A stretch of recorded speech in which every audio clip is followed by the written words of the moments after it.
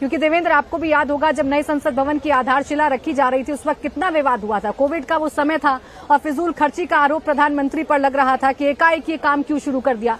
इसके पीछे की सोच ये तस्वीरें बता रही हैं कि कैसे महिलाओं को वरीयता देनी है, उनके लिए जगह बनानी है। बिल्कुल प्राची, और न सिर्फ विवाद खड़ा किया गया था बल्कि कोर्ट का रास्ता भी अख्तियार किया गया था और कोशिश ये की गई थी कि उस काम में अड़ंगा लगाया जा सके, उस काम में एक विघ्न पैदा किया जा सके। और समझा जा सकता है कि अगर कोर्ट का आदेश आता तो फिर कितनी बड़ी समस्या होती, लेकिन कोर्ट भी इस बात को बखूबी समझ गया और सरकार के तरफ से जो तर्क दिए गए थे कि आखिर इस नई इमारत को अगर बनाया जा रहा है तो इस नई इमारत के पीछे वजह क्या है, किन किन पहलुओं पर बनाया जा रहा है और कौन से प्रिकॉशन है जो कि कोविड के दरमियान भी उस प्रोटोकॉल का पालन करते हुए इस निर्माण कार्य को कराया जा रहा है। कोविड में जब लॉकडाउन लगा हुआ था प्राची, तब भी आपको ध्यान होगा कि यहाँ पर जो काम था वो काम लगातार चल रहा था और 24/7 काम हुआ है इस नई इमारत को बनाने में। और अब समझ में आ रहा है कि वो इमारत सिर्फ इस लिहाज से नहीं बनाया जा रहा था कि आपको एक स्ट्रक्चर खड़ा कर देना है, बल्कि उस इमारत के भीतर जो आत्मा डाली जानी थी वो आत्मा थी कि वुमेन एम्पावरमेंट की, वो आत्मा थी कि आजादी के अमृत काल में आपको विकसित भारत कैसे बनाना है, वो आत्मा थी कि एक समावेशी भारत किस प्रकार का होना चाहिए, उसमें उस हर वर्ग को प्रतिनिधित्व मिलना चाहिए जो अब तक वंचित रहा है, क्योंकि उसके बिना एक विकसित भारत की कल्पना की ही नहीं जा सकती। प्रधानमंत्री नरेंद्र मोदी ने इस सोच के तहत उस स्ट्रक्चर को न सिर्फ खड़ा कराया बल्कि उसके अंदर अपनी उसकी आत्मा भी डाली और अब उस आत्मा का एक रूप दिखा कल केंद्रीय कैबिनेट की बैठक में जब महिला आरक्षण बिल को मंजूरी प्रदान कर दी गई है। और उस माहौल में ये फोटो सेशन होना इस फोटो सेशन को बहुत ज्यादा खास बना देता है। इस इमारत के बाद जब नई इमारत में कामकाज शुरू होगा प्राची, तो नई इमारत में सांसदों के अपने काम करने का जो तरीका होगा बिल्कुल नया होगा, बिल्कुल बदला हुआ होगा। जैसे एक चीज को आप देखें कि वो पेपरलेस होगा, यानी कि पूरी तरीके से डिजिटल व्यवस्था कराई गई है। हर एक सांसद जब अपनी सीट पर बैठेंगे तो वहां पर उनके पास एक डिस्प्ले रहेगा, उसमें जो भी सरकार से संबंधित कागजात हैं, बिल हैं, संसदीय कार्य प्रक्रिया से संबंधित जो भी जानकारी चाहिए होती है वो उस डेस्कटॉप पे उनको वहां पर मिल जाएगी। और पेपरलेस को बनाकर न सिर्फ काम करने को आप ज्यादा तेज गति से करने की एक व्यवस्था बनाते हैं, बल्कि पर्यावरण के लिहाज से भी ये कितना अहम है कि उतने कागज आप बचाते हैं। और ये सोच लगातार प्रधानमंत्री नरेंद्र मोदी के दिल्ली में आने के बाद दिखी थी और पर्यावरण को लेकर उनकी जो सोच रही है, आपने तो देखा होगा कि अंतर्राष्ट्रीय स्तर पर भी कई बार उनकी तारीफ हुई है। और ऐसे माहौल में संसद की नई इमारत का खड़ा होना, न सिर्फ खड़ा होना बल्कि उसके एक बहुत मजबूत खंभे के तौर पर महिला आरक्षण से संबंधित बिल को लेकर आया जाना, इस पहलू को, ये पहलू इस अवसर को बहुत खास बना रहा है। बिल्कुल, देखिए जो तस्वीरें देखने को मिल रही हैं और जैसा कि देवेंद्र आप जिक्र कर रहे हैं, आज की तस्वीरें नए भारत, न्यू इंडिया की तस्वीरें हैं। आज की तस्वीरें सशक्त भारत की तस्वीरें हैं। आज की तस्वीरें ये बता रही हैं कि यहाँ सिर्फ किसी एक वर्ग का परचम नहीं चल सकता। यहाँ अगर देश को विकास के पथ पर लेकर जाना है, देश को अगर आगे लेकर जाना है, अगर दुनिया में देश के नाम का डंका बजाना है, तो आपको देश के हर एक वर्ग को साथ लेकर चलना होगा। और ऐसे में आप आधी आबादी को नहीं भूल सकते। आपको आधी आबादी को पूरा हक दिलाना होगा, आपको आधी आबादी को सशक्त करना होगा। और वो सिर्फ योजनाओं से नहीं हो सकता बल्कि उनको प्रतिनिधित्व दिलाकर हो सकता है। आज हर एक महिला ये महसूस कर रही होगी, जब जब हम महिला आरक्षण बिल का जिक्र कर रहे हैं या जब जब हम महिला सशक्तिकरण बिल की बात करते हैं, तब तब ऐसी भावना जागती है, जैसा मेरे मन में जाग रही है ऐसे ही देश के तमाम महिलाओं के मन में जाग रही होगी कि ये सब कुछ हो रहा है हमें आगे लाने के लिए, महिलाओं को प्रतिनिधित्व दिलाने के लिए। और वाकई में एक इतिहास को अपनी आंखों के सामने बनता देखना एक ऐसा पल है, एक ऐसा गौरवान्वित करने वाला पल है जिसे महसूस किया जा सकता है, जिसे शब्दों में पिरोना शायद बहुत कम हो जाएगा। इसीलिए तस्वीरों पर इस वक्त हम ज्यादा फोकस हैं और तस्वीरें हम आपको दिखा रहे हैं। समीर जी, जिस प्रतिनिधित्व की हम बात कर रहे हैं वो तस्वीरों में भी नजर आ रहा है, यानी हम सांकेतिक तौर पर भी बताएंगे और हम ठोस कदम उठाकर भी बताएंगे कि हमारे लिए हर एक वर्ग कितना जरूरी है। बिल्कुल, देखिए प्रधानमंत्री मोदी ने जब प्रधानमंत्री बने और मुख्यमंत्री का पद छोड़ा तो आनंदीबेन पटेल महिला को गुजरात का मुख्यमंत्री बनाया था। आप देखिए जब 2014 में मोदी सरकार आई तो सुमित्रा महाजन महिला को लोकसभा स्पीकर बनाया था, सुषमा स्वराज को विदेश मंत्री बनाया था।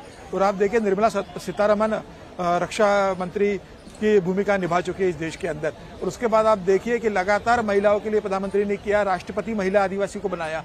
तो मुझे ऐसा लग रहा है कि प्रधानमंत्री ने कहा नहीं, उन्होंने जो कहा था वो किया भी है। उनकी सरकार में ये दिखता है, उनके निर्णयों में दिखता है, विभिन्न योजनाओं में दिखता है।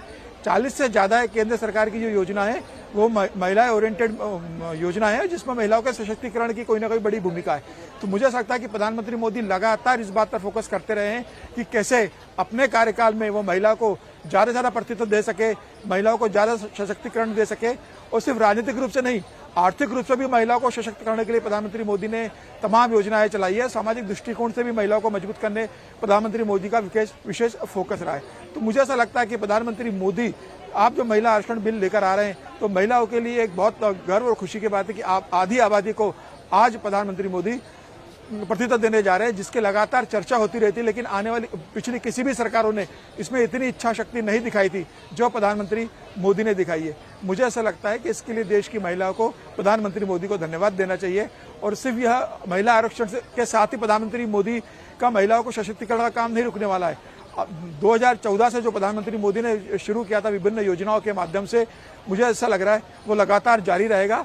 और महिलाओं के साथ साथ अन्य पिछड़े वर्ग, दलित वर्ग, ओबीसी लोग के लिए भी प्रधानमंत्री मोदी लगातार काम करते रहते हैं। तो ये बताता है कि प्रधानमंत्री मोदी किस तरीके से सबका साथ, सबका विकास, सबका विश्वास लेके चल रहे हैं और महिलाओं को केंद्र में रखकर आगे बढ़ाने की कोशिश कर रहे हैं। मुझे लग रहा है ये बिल अब 1-2 दिन के अंदर आएगा और नई बिल्डिंगें, नई इमारत में एक नया अध्याय शुरू होगा जो एक ऐतिहासिक रहेगा। और आने वाले समय में प्रधानमंत्री मोदी को धारा 370 हटाने के लिए जितना याद किया जाएगा, उतना ही महिला आरक्षण को लेकर आने के लिए याद किया जाएगा। लेकिन अभी ये देखना दिलचस्प होगा कि अगर जब बिल जब आता है तो उसमें कांग्रेस कितना समर्थन करती है, बाकी विपक्षी पार्टियां जो है, जो लगातार महिला आरक्षण का विरोध करती रही है, वह इसका कितना विरोध करती है। अभी यह बिल किस प्रारूप में आएगा भी यह तय नहीं है। बिल आने के बाद यह तय होगा कि बिल में सरकार किस तरीके से इसको लेके आई है। मुझे ऐसा लगता है कि हर समय कुछ विघ्नकर्ता लोग होते हैं जो आपत्ति दर्ज करते हैं। इस बिल में भी कुछ ना कुछ कमी निकालने का काम विपक्ष करेगा, यह तय है, और वह उसको सुधारने की कोशिश के लिए बोलेगा। रहेगा, लेकिन उससे बड़ा इंतजार इस बात का हो रहा है कि आखिर इस फोटो स्टेशन में इतना विलंब क्यों, इसका इंतजार किया जा रहा है, क्योंकि सारे जो गठबंधन लोग दिखने चाहिए वो तो लगभग सारे नजर आ रहे हैं। एक दो को छोड़ के क्या किसी व्यक्ति का इंतजार किया जा रहा है, क्योंकि फोटो स्टेशन के लिए अगर देश के प्रधानमंत्री आ चुके हैं, राष्ट्रपति चेयरमैन आ चुके हैं, उपाध्यक्ष बैठ चुके हैं, रक्षा मंत्री, गृह मंत्री, सारे बड़े गणमान्य लोग वहाँ पर आ चुके हैं, सांसदों का पूरा जमावड़ा नजर आ रहा है। इस फोटो स्टेशन में इतना विलंब क्यों हो रहा है कि जब तो बताया गया था, और समझा भी जा सकता है कि फोटो स्टेशन में कितना टाइम लगेगा। ये वीडियो रिकॉर्डिंग नहीं हो रही है, बल्कि इसलिए पिक्चर लिया जा रहा है और सभी लोग अपनी अपनी जगह पे कबोबेश बैठ चुके हैं। वहाँ पर मौजूद इसके अभी तक इनका नहीं आना। बिल्कुल, मुझे लग रहा है कि फोटो सेशन के लिए सब आ चुके हैं, लेकिन कुछ शायद लगता है कोई टेक्निकल प्रॉब्लम रही होगी या किसी और के आने का इंतजार हो रहा होगा। हो सकता है कोई सांसद अभी मिसिंग हो उसके अंदर, इसलिए इंतजार किया जा रहा होगा। और इतने सारे सांसदों को लोकसभा के और राज्यसभा के मिला के लगभग 700 सांसद हो रहे हैं। इन सबको प्रॉपरली बिठाना, उनकी व्यवस्था करना और उनका एक साफ सुथरा फोटो आ सके, इसमें थोड़ा समय लग सकता है। मुझे लग रहा है कुछ ही देर के बाद यह फोटो सेशन संपूर्ण होगा और उसके बाद सब सेंट्रल हॉल की तरफ जाएंगे।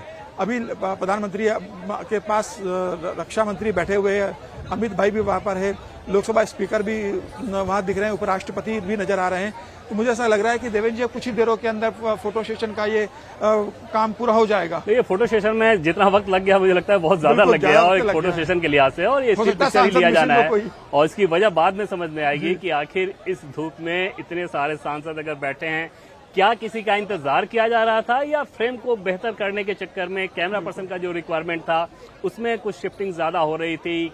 क्योंकि जो नंबर्स थे, जितने आने थे, वो पहले से पता था कि हाँ इतने सारे लोग सांसद हैं, ये सारे लोग यहाँ पर आएंगे। उस फोटो ऑप के लिए इस जगह का चयन किया गया था। तो फिलहाल खैर इंतजार रहेगा, लेकिन उस इंतजार से ज्यादा अहम ये है कि देश की नई संसद को इंतजार है कि इंट्रोड्यूस कब कर दिया जा रहा है महिला आरक्षण का बिल। और समझा जा सकता है कि आज जब एक शुभ मुहूर्त में गणेश चतुर्थी के दिन, जो कि हर एक विघ्न को हर करने वाले देवता के तौर पे जाने जाते हैं, विघ्न को दूर करने वाले देवता के तौर पे जाने जाते हैं, उस शुभ मुहूर्त में आप पुरानी इमारत को छोड़कर नई इमारत में आ रहे हैं। ये सिर्फ इमारत की शिफ्टिंग नहीं है, बल्कि एक सोच की शिफ्टिंग है, एक नेक्स्ट जनरेशन सोच जिसे कहते हैं, कि आप आगे की दिशा में कदम बढ़ा रहे हैं। इंडिया टीवी हर वक्त हर जगह डाउनलोड करने के लिए सर्च करें India TV news Google play store या ऐप स्टोर पर।